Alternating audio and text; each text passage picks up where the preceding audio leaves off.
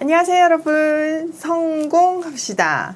여러분, 그런 생각 안 하시나요? 사람이 정말 바뀔 수 있을까? 우리가 복음을 전하는 이유가 사람이 바뀌기 때문이죠. 새로운 생명이 생기고 또 새로운 사람이 되는 거잖아요. 정말 그럴 수 있을까요? 오늘 바울이 그 내용을 알려주는데요. 한번 들어가서 보도록 할게요. 11절.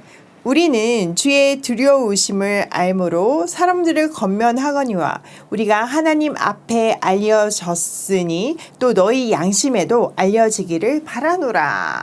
바울은요, 바로 앞 대목에서 영원한 것에 주목하면서 죽으나 사나 하나님을 기쁘게 하는 삶을 살겠다고 말했어요. 그리고 그리스도의 심판대 앞에 서게 되는데 거기서 우리의 삶을 심판받는 것은 너무나 당연하다고 말했어요. 11절은 바로 앞의 내용의 결론으로서 그러므로로 시작하죠. 즉 그가 주님이 기뻐하시는 삶을 살고 사역을 감당하는 베이스는 주님을 두려워함이라는 거죠. 그 말은 주님을 경외한다는 말이에요. 바울은요, 그와 그의 동력자는 주님 앞에서 환히 드러났다고 말하고 있어요. 하나님 앞에서 사도직을 감당하고 있기에 부끄러움이 전혀 없고 고린도 교회 성도들도 그 점을 알아주기를 바래요. 자, 12절. 우리가 다시 너희에게 자천하는 것이 아니요 오직 우리로 말미암아 사랑할 기회를 너희에게 주어 마음으로 하지 않고 외모로 사랑하는 자들에게 대답하게 하려 하는 것이라. 그의 사역의 진정성을 주장하지만 그것을 자랑하는 거나 추천할 의도로 하는 것은 아니래요. 대신 그의 삶을 지켜보았던 고린도 교회 성도들이 자기를 지지해주고 대변해주기를 바란대요. 바울의 대적자들한테요. 그런 간절함을 담아서 바울은요, 자기가 이렇게 사도로서 목숨을 걸고 살 수 있었던 삶의 기준들에 대해서 말하고 있어요. 동시에 속에는 아무것도 없지만 외모, 즉 추천서나 학력이나 인맥 이런 것을 자랑하는 대적자들을 의식하면서 그들의 어떤 외적인 조건에 의해서 현혹되지 않기를 권면해요. 자, 그러면 외모 대신 우리가 자랑해야 되는 속마음은 뭘까요? 네, 맞아요. 바울의 삶의 원동력인 복음이에요. 자, 13절. 우리가 만일 미쳤어도 하나님을 위한 것이요 정신이 온전하여도 너희를 위한 것이니. 고난과 핍박을 견디면서 수많은 죽을 고비를 넘기면서 낙심하거나 절망하지 않는 바울의 모습을 사람들은 미쳤다고 얘기했어요. 그래서 바울은 하나님께 미쳤다 이렇게 얘기하죠. 또한 온전함은 여러분을 위해서라고 말하고 있는데 이것은 고린도 교회 성도들에게 유익을 주기 위해서 사도로서의 직분을 아주 이성적이고 절제된 마음으로 감당하고 있다는 말이에요. 그는 늘 하나님과 성도를 기쁘게 하는 삶을 살아가고 있음을 알 수 있어요. 자, 14절. 그리스도의 사랑이 우리를 강권하시는도다. 우리가 생각하건대 한 사람이 모든 사람을 대신하여 죽었은즉 모든 사람이 죽은 것이라. 그가 모든 사람을 대신하여 죽으심은 살아있는 자들로 하여금 다시는 그들 자신을 위해 살지 않고 오직 그들을 대신하여 죽었다가 다시 살아나신 이를 위하여 살게 하려 함이라. 바울은요, 사도로서 자기가 세상이 미쳤다고 말하는 그런 삶을 살 수 있는 원동력에 대해서 밝혀요. 그것은 바로 그리스도의 사랑이에요. 그리스도의 사랑이 바울과 그의 동력자들을 휘어잡았기 때문에 그는 그 놀라운 삶을 살 수 있었어요. 그리스도의 사랑은요, 우리를 대신하여 죽으심으로 증명되었어요. 여기서 굉장히 중요한 거가요. 그리스도는 우리를 위해서 죽으신 것이 아니고 우리의 죄를 대신하여서 죄값을 치르시기 위해서 죽으셨어요. 이게 굉장히 중요한 개념이에요. 그래서 대신하여가 지금 계속 반복되어 나오고 있잖아요. 이것은 아주 중요한 바울의 신학이었고 그래서 그의 모든 행동은 언제나 그리스도의 사랑에서 시작되어서 낙심하지 않고 언제나 다시 일어날 수 있는 힘이 되었어요.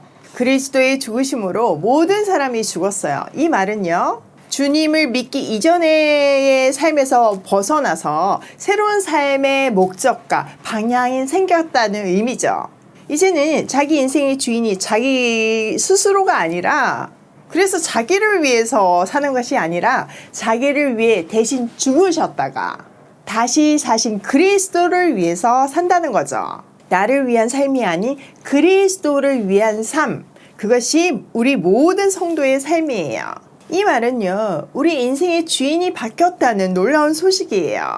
내가 스스로 통치하는 삶이 아닌 주님이 통치하는 삶인데, 주님이 나를 통치하신다, 이것만 생각하면 사람들은 조금 억울하다고 생각을 할 수 있는 것 같아요. 일단 통치권을 빼앗겼으니까요. 그런데 절대 그렇지 않아요. 사람을 지으신 분이 하나님이시죠. 그분이 우리의 삶을 통치하면서 사람이 가장 사람답게 살 수 있도록 인도하세요. 사람은요, 사람답게 살 때 가장 행복하거든요.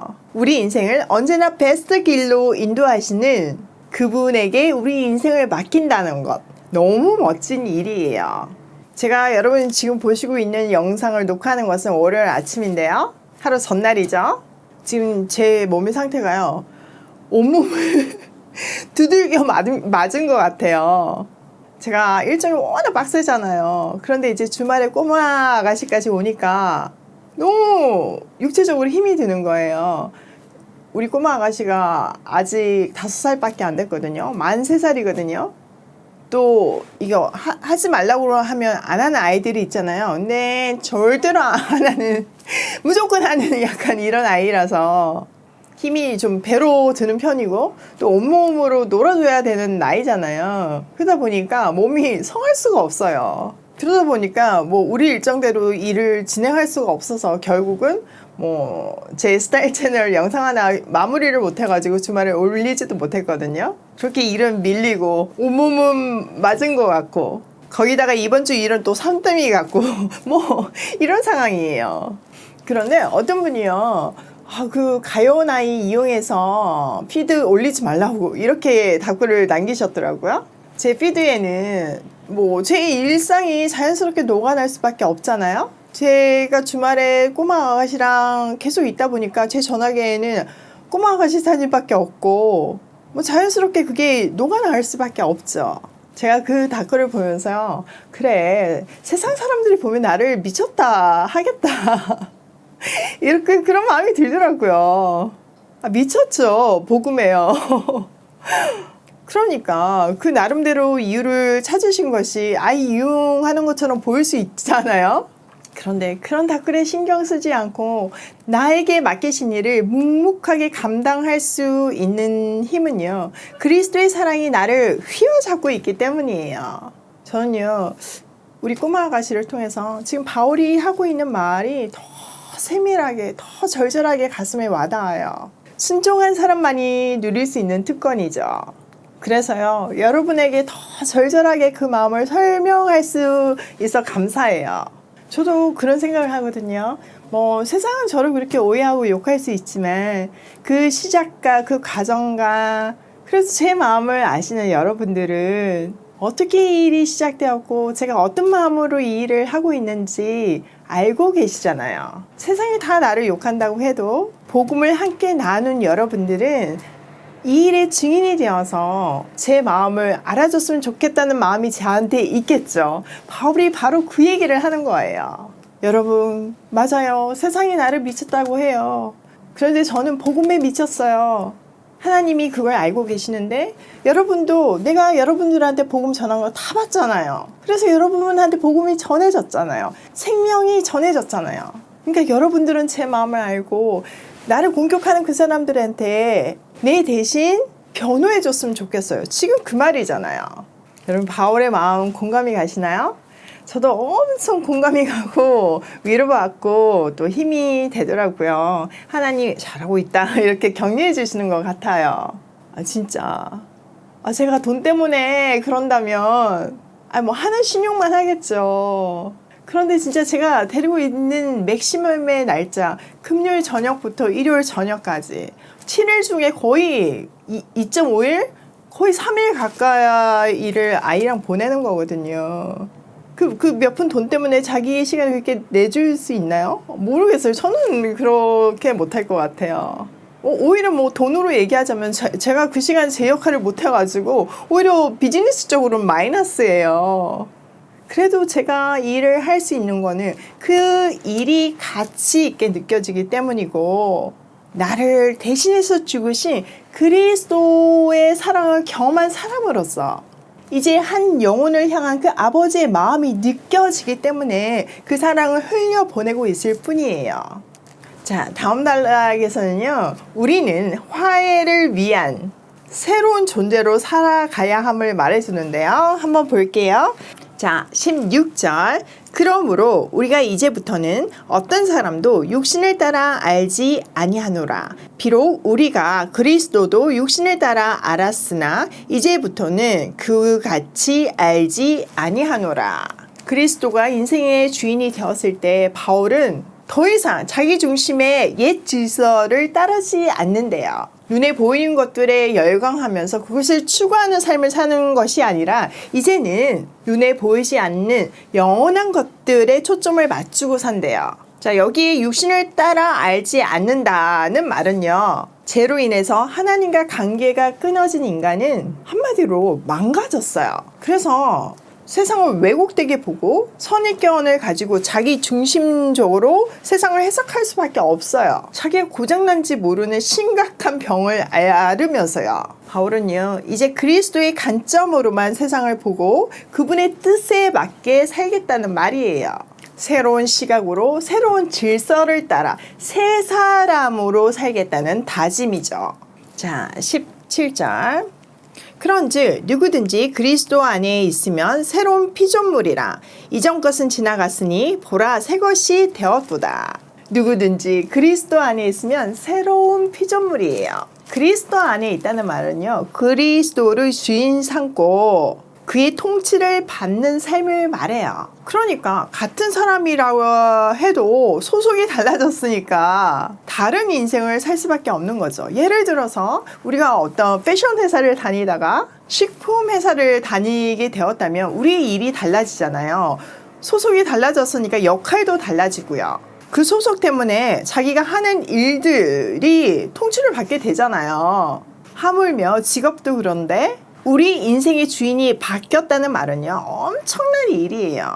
새로운 피조물답게 선입견과 편견을 넘어서 또 나를 넘어 성경적인 세계관으로 세상을 바라보고 하나님의 마음으로 세상을 품어야 해요. 자, 18절.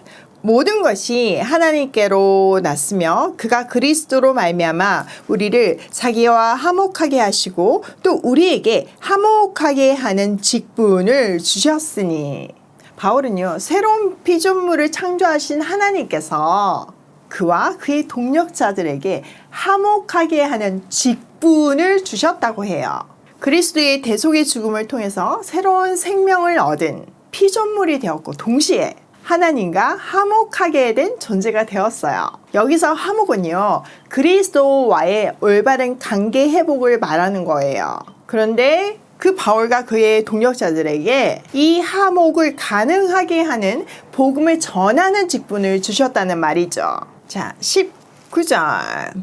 또 하나님께서 그리스도 안에 계시사 세상을 자기와 화목하게 하시며 그들의 죄를 그들에게 돌리지 아니하시고 화목하게 하는 말씀을 우리에게 부탁하셨느니라. 자, 구체적으로요, 하나님과 화목하게 되는 방법을 말하고 있어요. 첫 번째는 그리스도의 죽음을 통해서 제사함을 받고 의인이라는 칭함을 받는 거예요.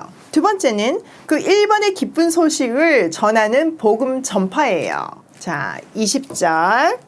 그러므로 우리가 그리스도를 대신하여 사신이 되어 하나님이 우리를 통하여 너희를 권면하시는 것 같이 그리스도를 대신하여 간청하노니 너희는 하나님과 화목하라. 자, 그러므로 결론이죠. 바울과 그의 동력자들은 그리스도의 사신이 되었어요. 사실은요, 아주 중요한 어떤 메시지를 가지고 대신 보냄을 받은 사람들이잖아요.